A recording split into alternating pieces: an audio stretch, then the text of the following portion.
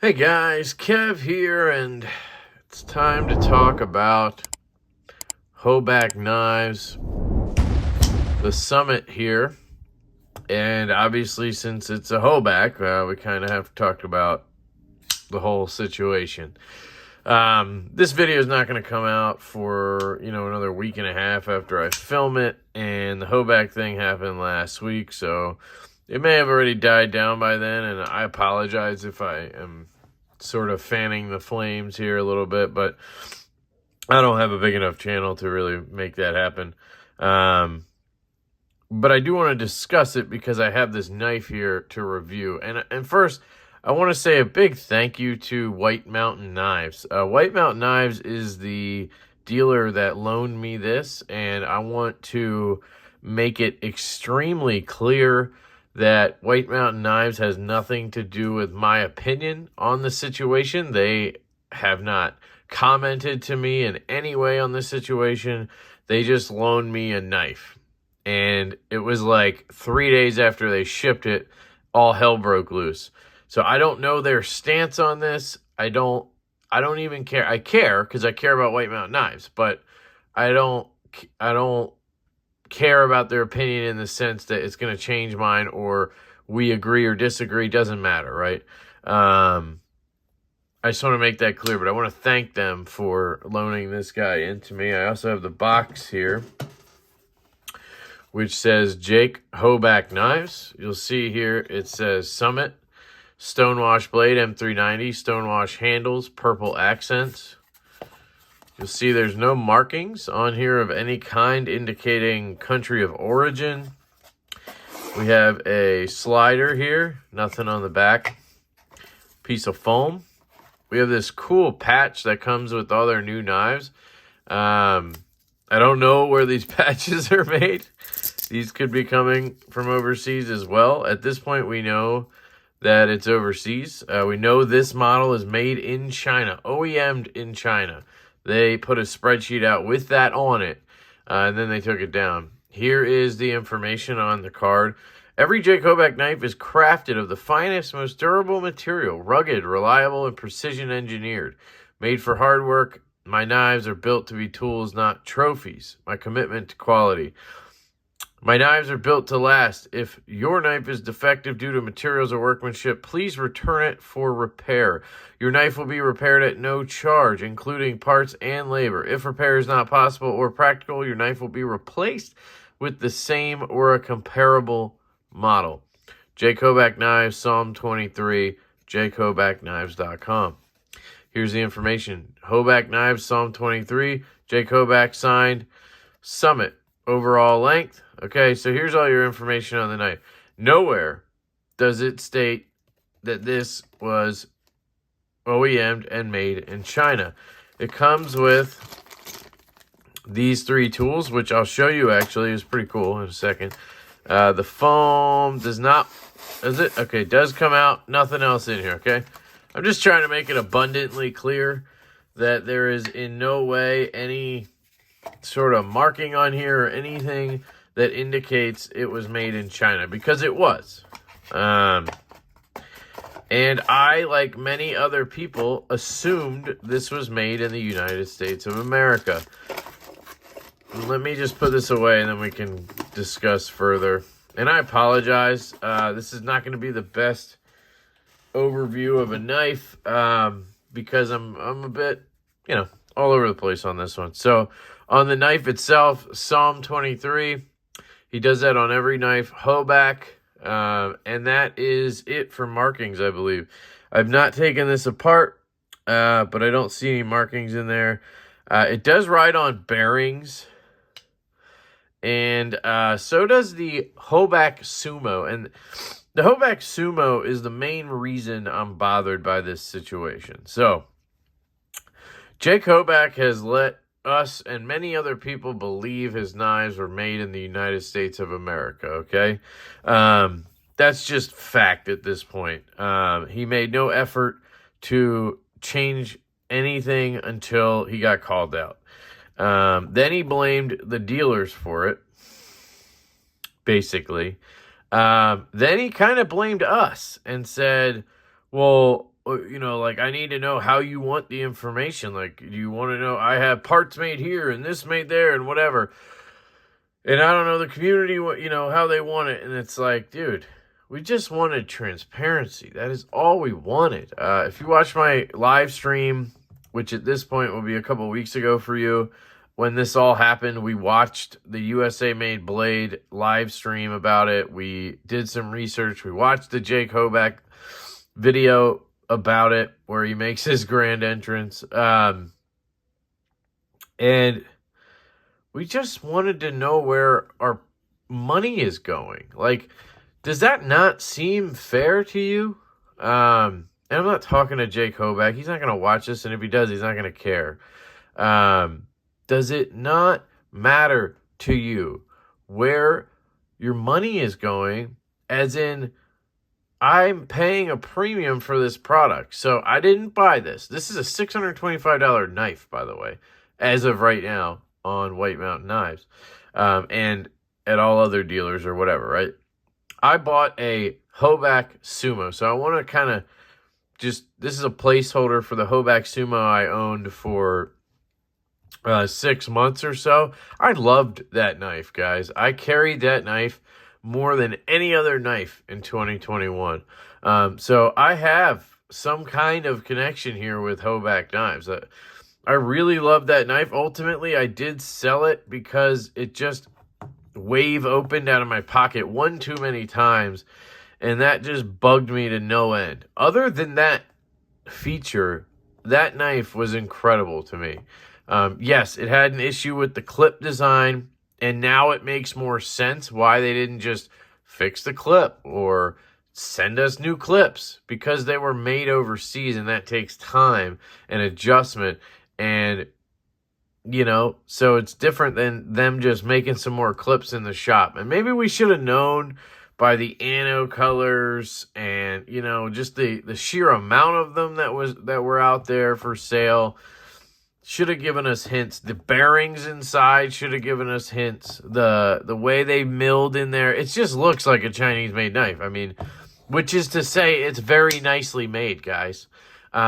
I prefer Chinese-made knives over American-made knives. And that's not because I prefer Chinese whatever or China. It's because I tend to just like their knives better. The consistency, the quality, the fit and finish is better in my opinion. Yes, when you get into something like this, like a Craig Brown knife right here, this is American made. Of course this is better, right?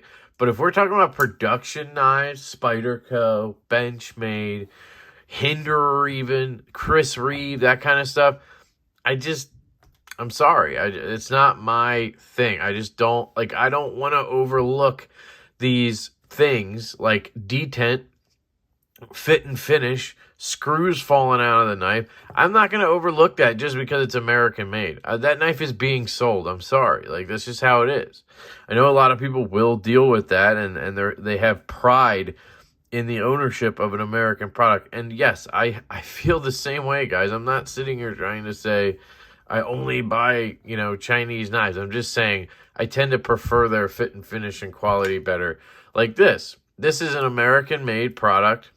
This is the Aero crafted side slip. It's a little utility knife. Titanium, just like this. This is $100. Which, honestly, if I needed one of these, I would pay the $100. I actually think the product is really good. But this is titanium and a razor blade, and it's $100. It's this tiny little thing, and that's what happens in a USA made product. You end up spending a lot of money. This here Craig Brown knife is $750. Okay, this here Gavco, handmade custom. He made this himself, right? You guys all know my story with Gavco. I'm not a fan of the person, but the dude used his two hands in his shop in Florida and made this knife. This was about $800, I think, new, right? This is $625. This is $125, priced at $125 less than this. This was made by a dude in his shop in America. Obviously, I think there's some CNC work going into this guy's work. But that doesn't matter. One guy made this. He makes every piece, I believe, down to the bearings. Not 100% sure on that, but I'm pretty sure they're USA sourced. And I am not putting words in this guy's mouth. Craig Brown did not tell me that. I am making an assumption about the bearings. But I know the rest of it is USA made. Is the titanium from somewhere? I don't know. Can't answer that question, right? And again, not speaking for him, being very clear here. Gavco, same thing. Can't speak for where every piece of the materials came from, but I can tell you he crafted this in his shop in Florida. I've literally seen Instagram video of this knife being made. This was made by an OEM in China. We have no idea who or where in China. Obviously, it's probably Yang Jiang or Zhang Yang. I don't know which one it is. I think you get my point. This, the price on this doesn't make sense to me. It just does not make sense why it would be $625 for that. So, that being said, we were allowed to believe it was USA made, and that is why the price tag is what it is. Because if I'm doing regular math, which I can do pretty well, I'll tell you right now, I am having a knife made in China by an OEM. Okay? This knife is much bigger, much more material, right? Okay. We're talking titanium, M390. We're talking titanium, carbon fiber, 20 CV, right? If he ordered only 300 of these, which that seems like a small amount, but let's say he only ordered 300. This knife would probably cost him the max I could think it would cost him is maybe $200 per knife. And I don't even think that would be the case. Because I think he's ordering more, and I don't think it would actually be $200, but I'm being generous here. It's a $400, $425 markup. And trust me, it probably is more than that. So, that being said, knowing that in my mind, it pisses me off. It just does. You can't sit here and tell me you didn't prey on the fact that I thought this was an American-made knife. Same with the Hoback Sumo. I paid $550 for that knife.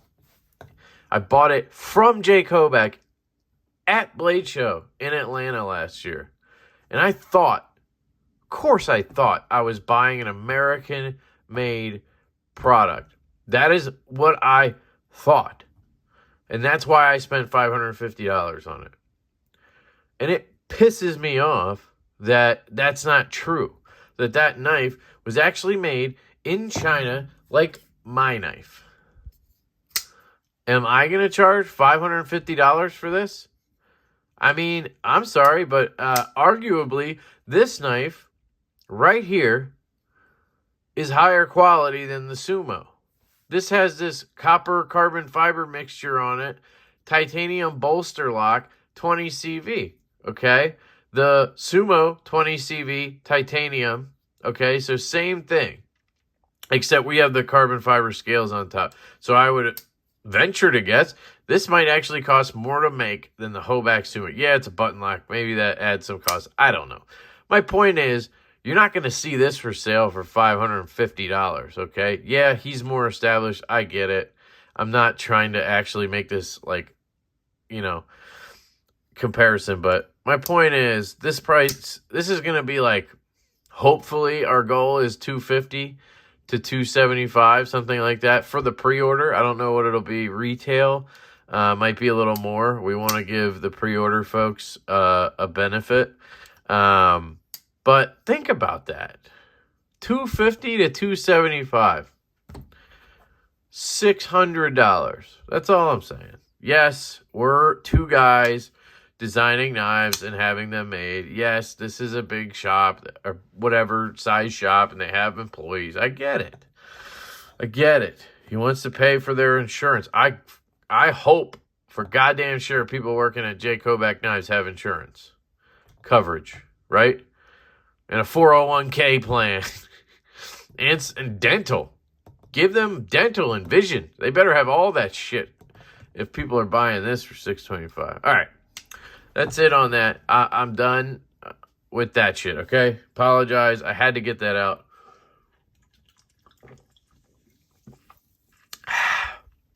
Got my Tangerine LaCroix. Now I'm good. All right. Sorry. I know you guys don't love it when I get all opinionated. Let me know what you think in the comments. All right. The Hoback Summit, guys. So, objectively, this is actually a pretty cool knife. And I got to be honest here, right? That's what I do. That's what I do. Honest knife reviews. I should change my channel name. Or I should change my channel name to Transparency EDC. All right. So it's a huge ass knife, right? Like, you're just not getting around that. It's just a big boy. Like, it's bigger than the Gungnir, guys. Look at that. Gungnir is freaking huge. Oh, I said the Gungnir. Burn! Somebody's going to remember that. It's as big, if not bigger, than the Gungnir. God damn it. Gungnir. Gungnir has 4¼ inch blade, 4-inch cutting edge. So this thing is even bigger. Let's check that box again. I think we had specs in here, right? 9.7 overall, 5.5 inches close. That's the handle. 4.375 inch blade, M390. 0.1875 inch thick. Okay. Seems bigger than 4.75 just because this is 4 1/4. Oh, yeah, no, that makes sense. Okay. All right, so it's a big boy, right? Now, in comparison to the Gungnir, I prefer the Gungnir 100 times over. I actually carry this. I actually use this. I enjoy this knife. I flip this knife. I truly think this is an amazing knife, the Gungnir. I know that's just obscene because of the size of it, people, but it really is. It carries so much better than the size. Like, I don't know how else to best explain that. But if you put this in your pocket, it feels like any other knife, honestly. And then it handles very well. Yeah, it's huge, but it's a very strange thing, the Gungnir. God damn it, Kev. Gungnir. So there's that, right? This, in hand, it does feel good. Like, it's comfortable in hand. I do feel that clip, like, right here a little bit. So there's that, right? But, like, aesthetically, it just doesn't do it for me. It's kind of like, have you ever seen that Grissom Riverstone? Grissom Knives, I think it is. Riverstone. I had one, and it was the hardest knife to sell. Like, that's actually the worst resale value knife I've ever had. I paid, I think, it was a $400 knife, Urban EDC Supply exclusive one. I think I paid $360 or $340. I ended up having to sell it for like $199 just to get it out of here. It just feels like a stretched out version of the Riverstone. More so than it does a stretched out Sumo, because I know that's what it's supposed to be, right? Summit and Sumo, but I feel like it looks more like that Riverstone. Now, I do like the blade shape because you get sort of that low tip. It is kind of sheep's footy. I don't know if I'd call it a sheep's foot. I guess technically it would be, but you can get down to that tip pretty easy. Now, the just sheer magnitude of the knife makes it kind of hard for me to do my label cutting because I just don't have great control. Like, I have this down here in the wrist. I have a lot of blade that I have to control out here. It's better to be close up to what you're cutting, right? And that's the difference between it and Gungnir. With Gungnir, I can kind of climb up, and I still feel relatively in control of that tip. It's not perfect, obviously, but it's way better. I like the purple accents. I love the way they did the Sumo and this with the different color options. I just think that's really unique, really cool. I hate the clip. just like a ski ramp. Like, shoo. I don't know why it's that high up. You just feel it everywhere. Yeah, they kind of plateaued it at the end, but why does it have to stick up that high? That's obscene. Another reason I really like a wire clip, because you can keep it nice and low and flat, and it just, they feel the best in hand, and they carry the best in pocket. Are they the best looking? No, but function-wise, they're fantastic. I love the pivot being huge like that. I really liked it on the Sumo. It had that sort of like human head sort of design to the pivot. I loved that. Man. But yeah, it feels good in hand like this. Like if you have huge hands, I'm sure this would be really good for you. I find it very comfortable. So I can't complain about that. It weighs a lot. It's 8 ounces. It's very heavy. I don't know how much Gungnir weighs. It's probably 7, something like that. But again, it carries so much better. This just feels like a big, heavy-ass knife in your pocket, right? Kind of feels like a Midgard's Messer knife. Where the Gungnir, goddammit, where Gungnir just feels amazing in pocket. It's like, I always say, Gungnir is like a Harry Potter magic trick. You know, like the endless purses. It's like that. It's like the knife just should not feel that good in pocket, but it does. I did not do much cutting with this. It's a loaner from White Mountain Knives. I usually like to not use the blade as much because they're going to sell this as an open box probably when they get it back. I can tell you that it has a flat grind that starts right here. You have a tall blade, so you get a good grind down, but it is a thick stock starting out, right? Like the stout here. This is, by the way, the Devo Knives Stout. That's Colin Mason Pierre and my knife company. This is our prototype from QSP. We went with 0.14 stock.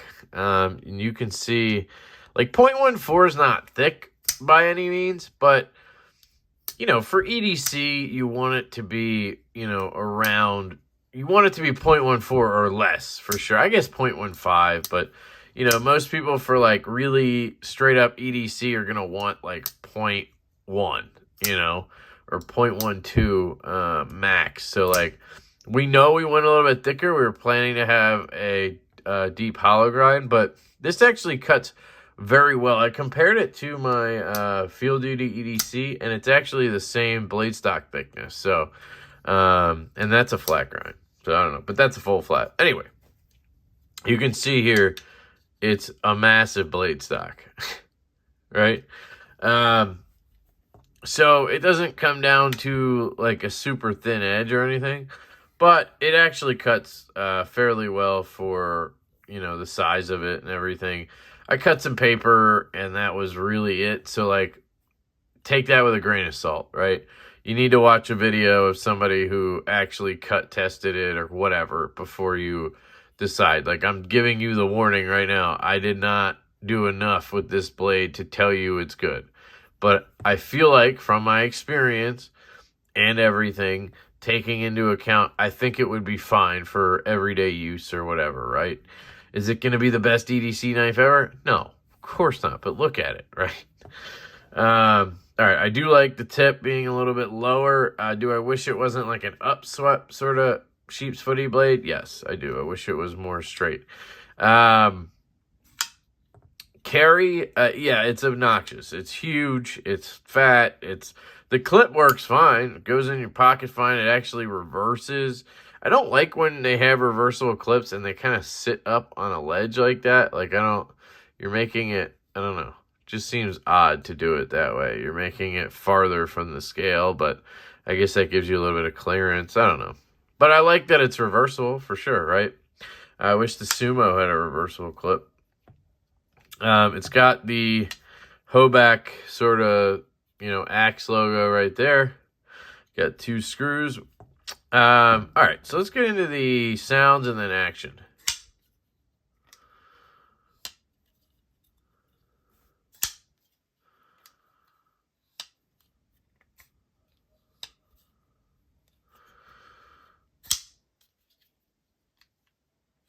You can see I struggle with this a little bit.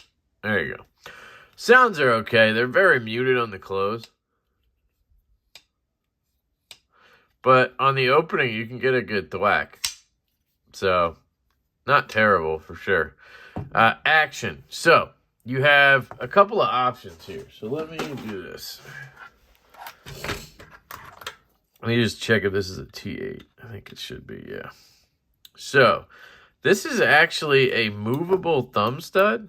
You can slide it up and down. Now, I'm not sure if you can take it off. That's what I wanted to check real quick.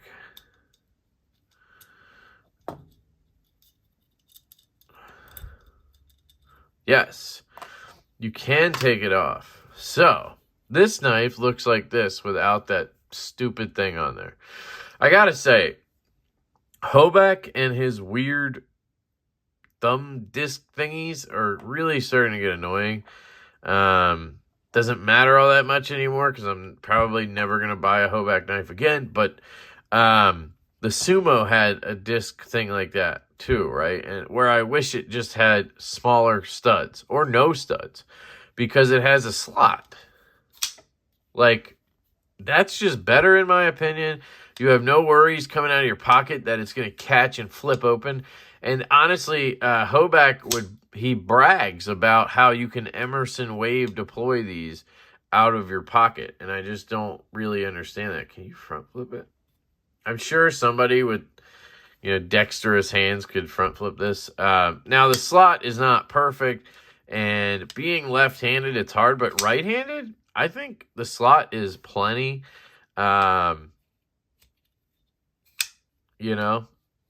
If you have big hands and you're right-handed, I don't think it would be an issue. But you can do it without that. I'm going to put it back on. So I do like how it fits on there perfectly like this. Let me just get it down on there.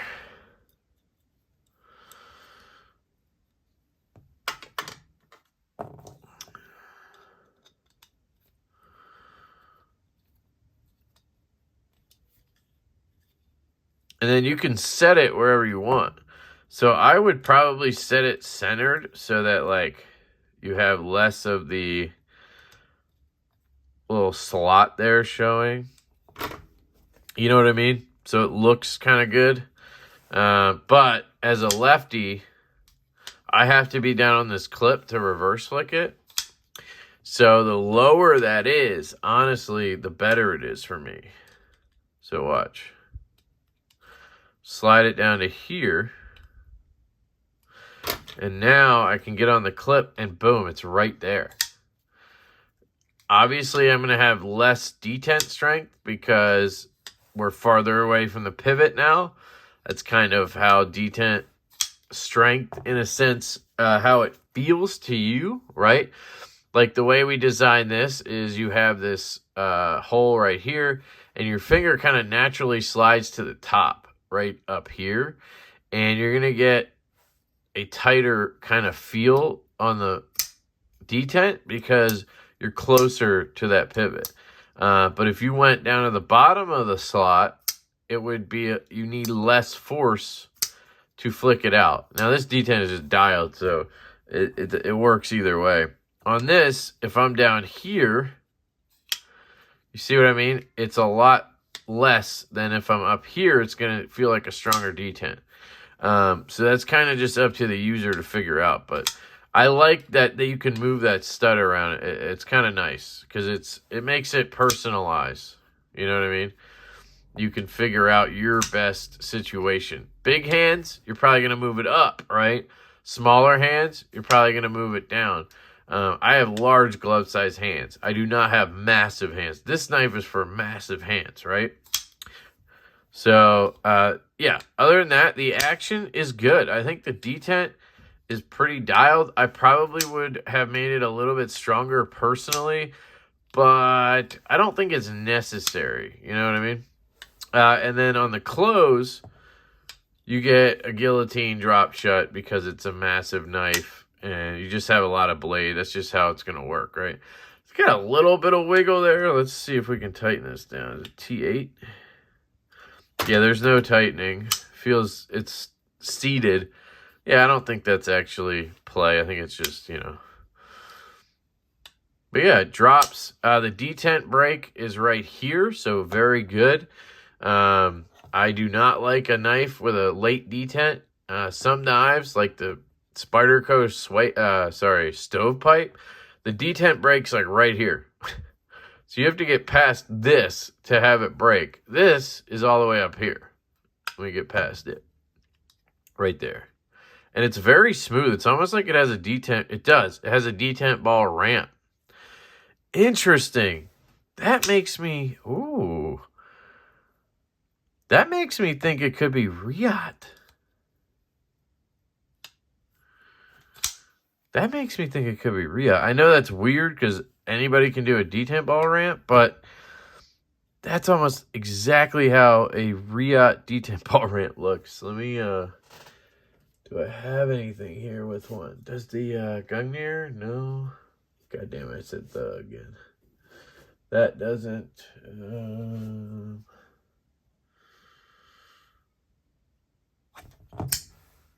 This is such a smaller knife, but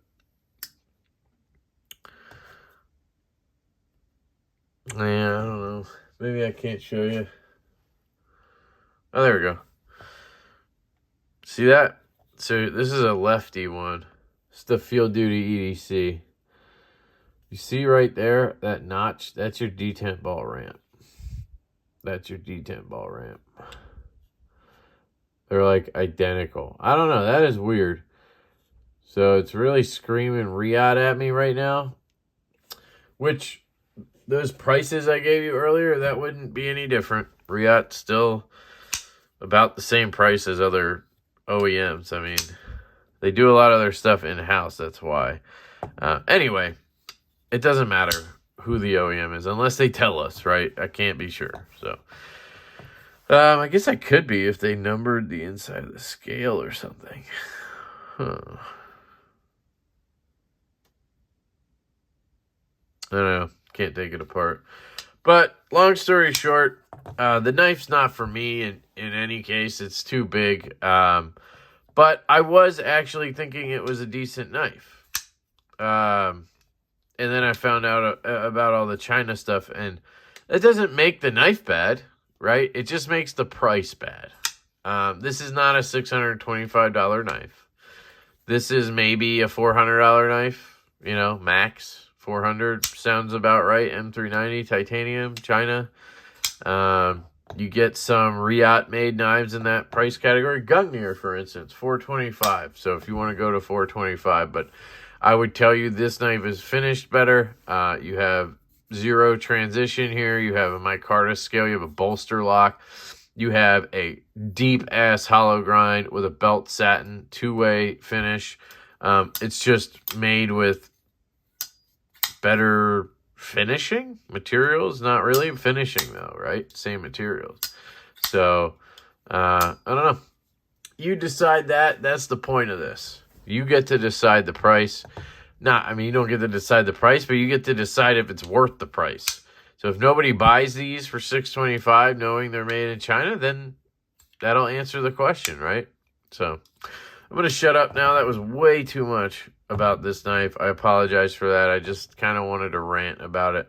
So this will probably be titled something like the Hoback Saga and the Summit, you know, something like that. So I love you guys. Let me know what you think in the comments. I apologize again that this whole situation might be past us by now and I'm kind of bringing it back up. But for me, it's, you know, March 6th. So I love you guys. I hope you have an absolutely fantastic day. I really do. Yeah. And I will catch you guys later.